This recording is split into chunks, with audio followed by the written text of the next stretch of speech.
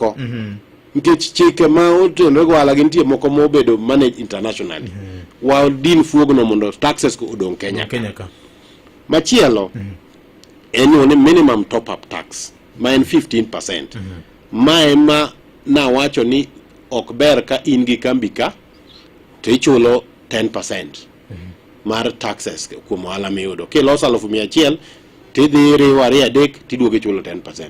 Koro chik ni idwano ride ma kambi mora mora matiye Kenya ka must pay a minimum of 15% of tax on profit moloso.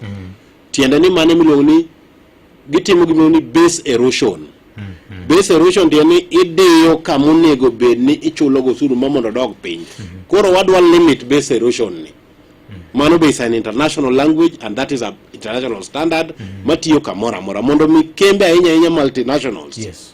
Mawuok oko owe inyowa to gitimo ohala pachoka gimbe gichul their fair share of tax and mano ok bi riembo ohala ma oko 15% profit magiloso profit magiloso tieni nyalo uso kata billion 200 to atamalo 15 mar ohalano yes. To bendo kete nikech mat en chik ma geto kembe ma oko turnover mari mondo mi gini o apply en 100